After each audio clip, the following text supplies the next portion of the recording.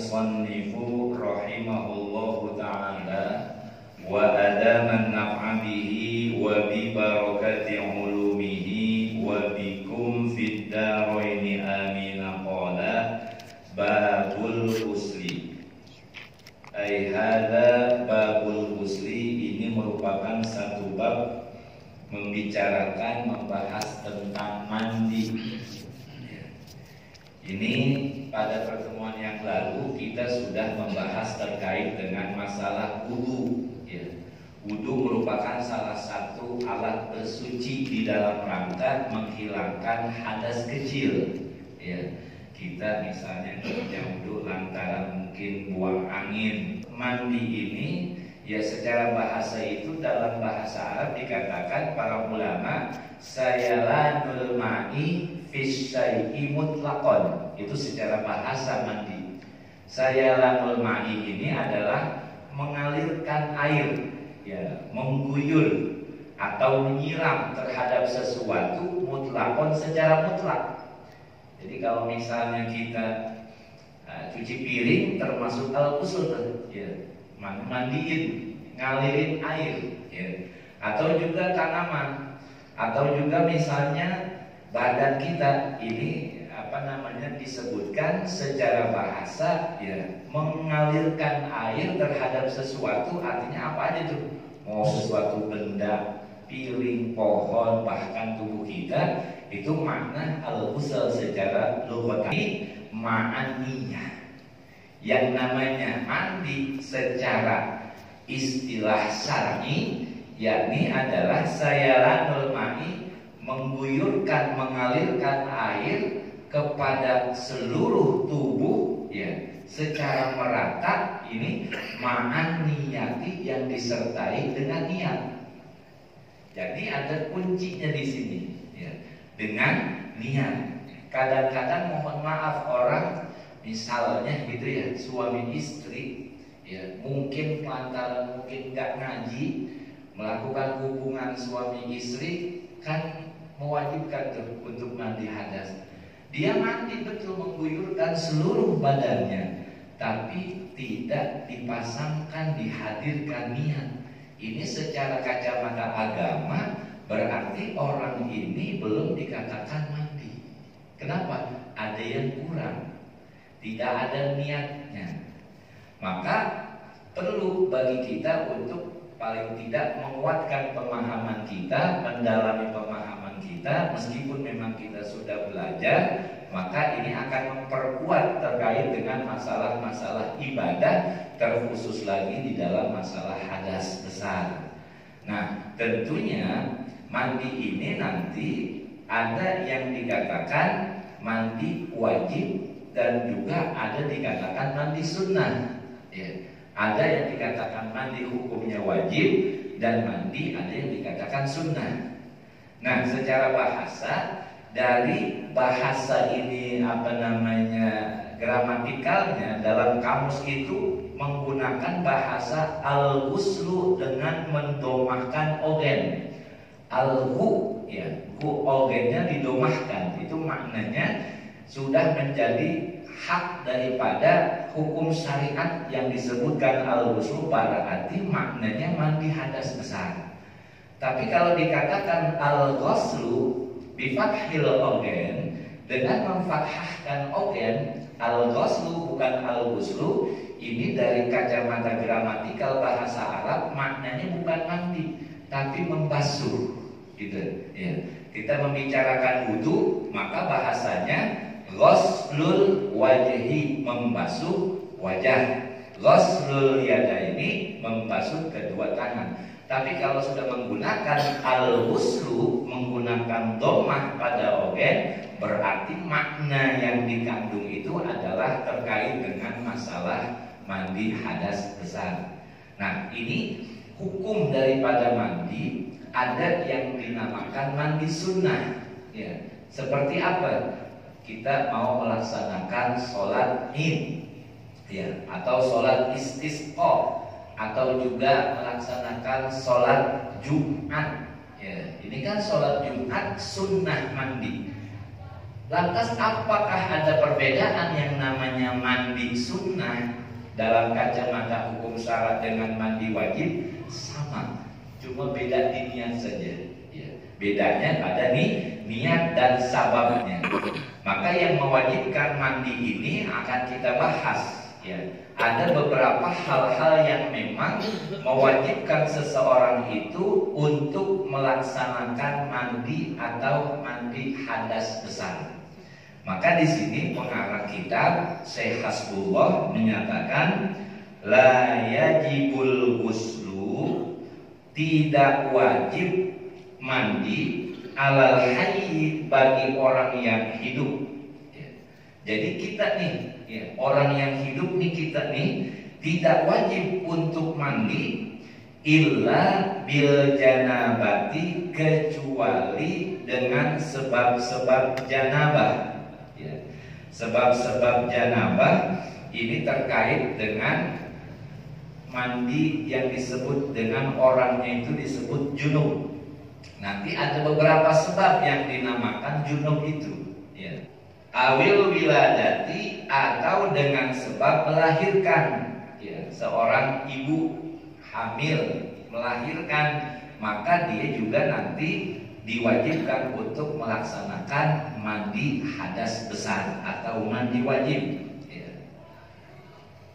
Walau min ghairi balalin, meskipun anak yang lahir itu tanpa disertai basah.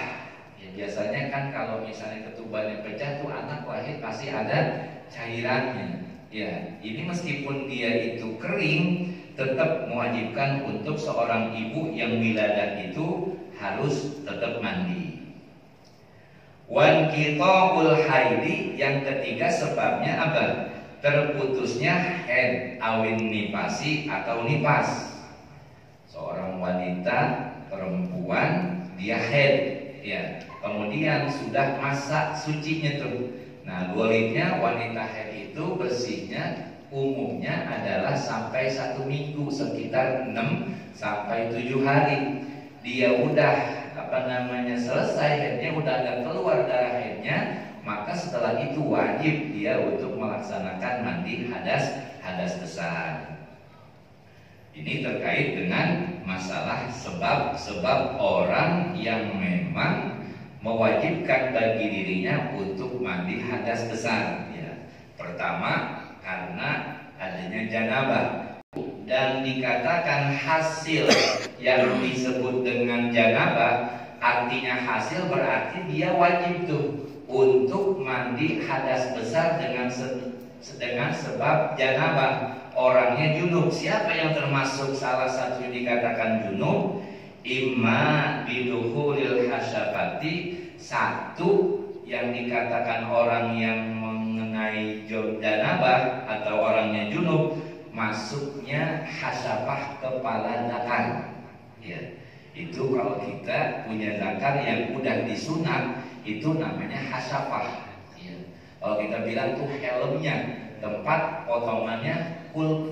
Ya.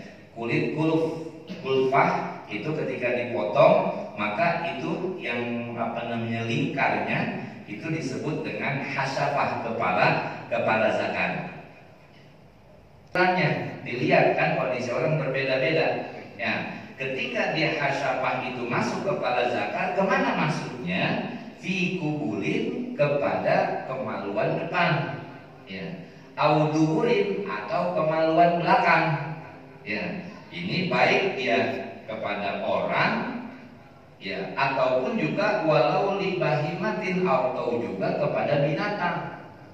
Jadi kalau misalnya dalam hukum fikih yang namanya mewajibkan seseorang mandi hadas besar itu ketika satu kuncinya masuknya kepala zakar.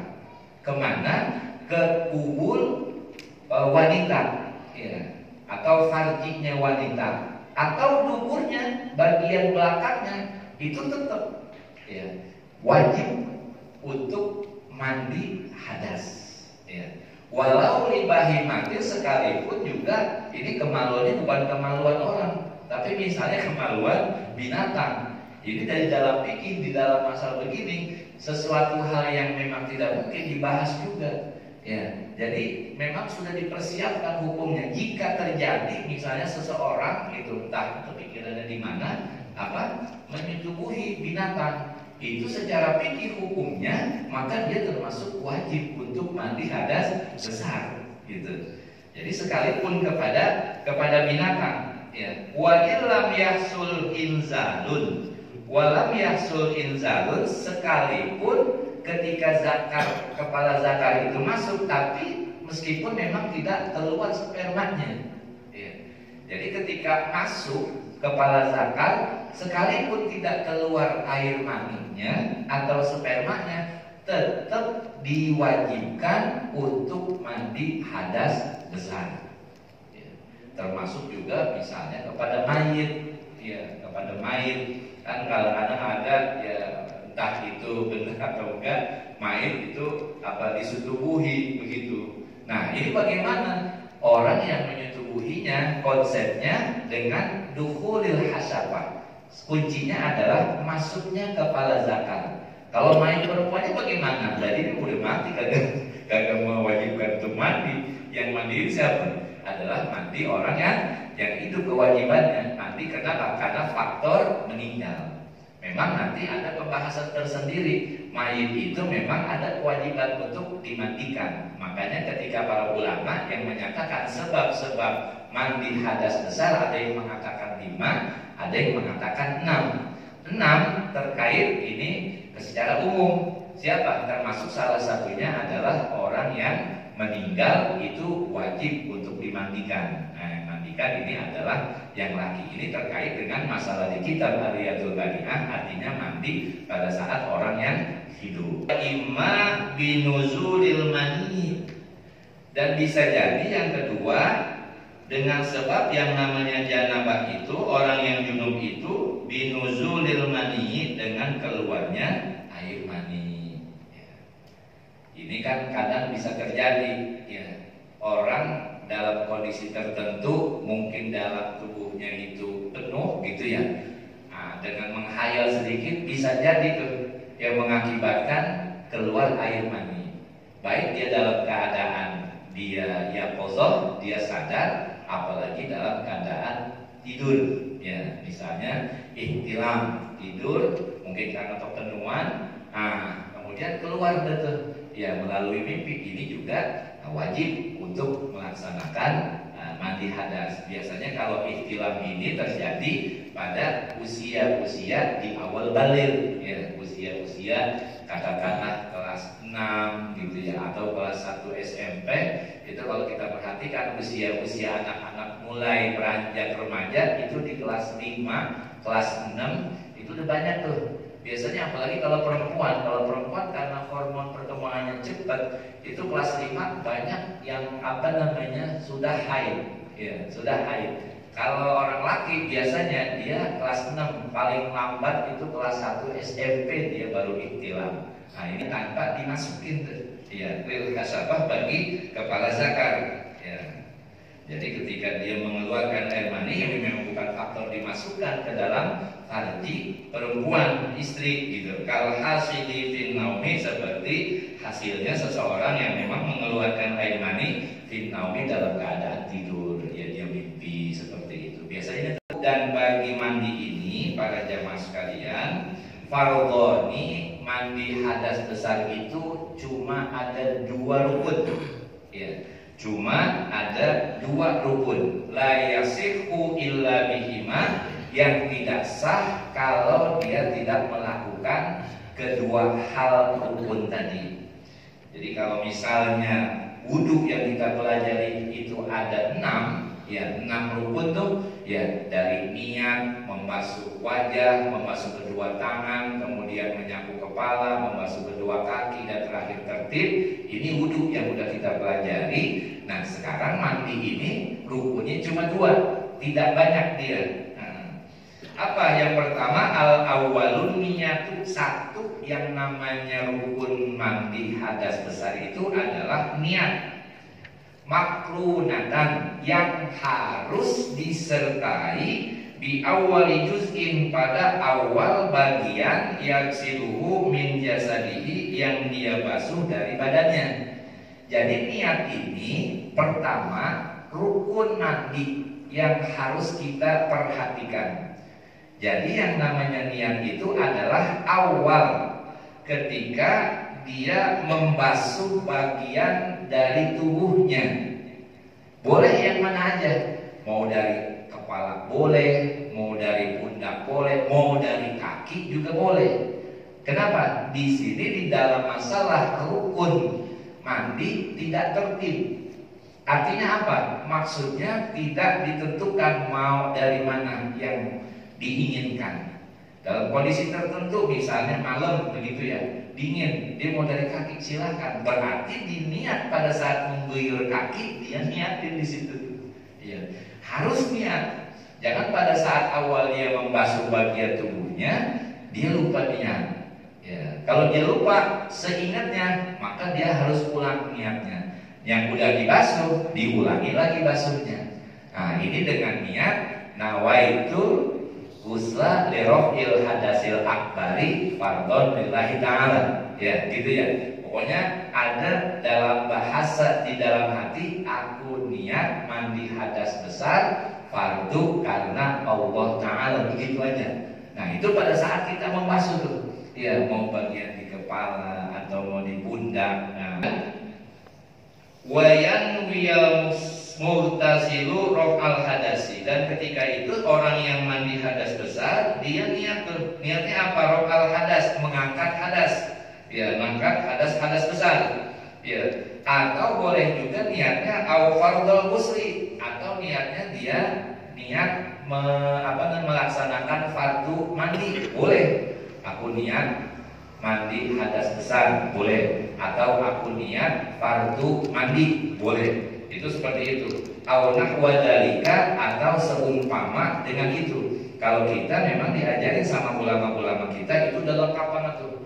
Nawaitul ghusla li raf'il hadasil akbari, atau nawaitu raf'al hadasil akbari fardhon lillahi ta'ala. Itu udah cakep banget yang diajarkan sama ulama-ulama kita tuh. Nah, itu yang pertama, ya, niat. Jadi pada saat kita membasuh, disitulah dipasangin niatnya.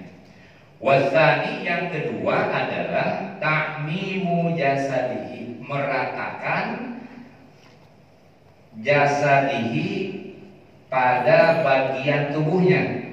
Ya, zohiron, secara yang zohir saja, yang luar saja tuh. Ya, fakot. Ya, artinya zohiron fakot, yang zohir saja. Wasa'rihi, dan juga meratakan apanya tuh? Rambut-rambutnya atau bulu-bulunya. Zohiron wa batinan, baik bulu-bulu atau rambutnya yang memang yang di luar dan yang di bagian dalam. Bil ma'i, dengan air, tentunya air yang suci mensucikan. Marrotan wahidatan, sekali. Jadi dia harus meratakan tuh. Dia meratakan seluruh badannya, baik itu rambutnya, kulitnya, ya, seluruh badannya yang zohir. Ya, ini dengan menggunakan air. Ya, harus menggunakan air. Wa yajibu 'alal mughtasili, dan wajib bagi orang yang mandi hadas besar ayyata'assara. Ya, ini kita perhatikan. Wajib bagi orang yang mandi hadas besar itu harus apa? Ayyata'assara, itu harus ngeden. Ya, ngeden bagaimana? Kondisi kita harus jongkok. Ya, ini harus jongkok. Ayastakhrija ma fi duburi. Jadi agar apa tuh? Dubur kita nih, bagian belakang kita itu biar keluar. Nah, biar kelihatan. Hatta tanfatiha khilqata duburihi, sampai terbuka tuh bagian lingkar daripada dubur kita. Ya, wa yasiluha, dan kita cuci anil hadasi, daripada hadas, kotoran-kotoran. Wa alal unsa, dan demikian juga bagi perempuan tuh, antar tasila mayazharu minha, untuk mencuci tuh bagian-bagian yang tampak bagi dari kemaluan depannya, kemaluan belakangnya. Maka kalau kita mandi hadas besar, ini upayakan jongkok. Ya, kalau Muhammadin wa ala alihi wa sahbihi wa sallam, walhamdulillahi rabbil alamin.